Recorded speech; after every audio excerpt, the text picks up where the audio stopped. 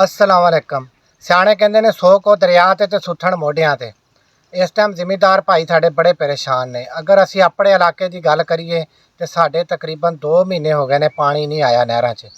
इस टाइम कणक की फसल तैयार है बिल्कुल, उन्होंने हुण पानी की जरूरत है। तो असी जिहड़ी हिसाब लाया सी भी साडियां फसलां जिहड़ियां ने कणक की फसल है वो तकरीबन 50 तो 60 मण औसत देगी तो साढ़े खर्चे पूरे हो जाएंगे। तो हुण सानूं लग रहा है भी 15 तो 20 मण औसत आएगी। ये साढ़े किवें खर्चे पूरे होणगे। बाकी रहिंदी खहिंदी कसर है खाद मिलां ने पूरी कर दी। कल का होर रेट वधा दिता वा। मेरी तो सरकार नूं ते खाद माफिया नूं यही आ भी ये जिमीदारां नूं तुन के रखो, इन्हां नूं दब के रखो। ये जिस तरह तुसीं हत्थ जोड़ के इन्हां दे पिछे पे हो, ये जिमीदारा पाकिस्तान चों मुका दिओ। कि सौखी जिमीदारां ने कणक बीज ते लई सीगी, खाद महंगी लैके ब्लैक च लैके ते पानी ट्यूबलां दे ला के हुण ना पानी है ते ना खाद इन्नी महंगी कौन लवे, किवें जिमीदार पावे। फिर आखदे हो भी ये फसलों के मुढ़ां नूं अग ना लाया करो, ये धुआं होंदा है।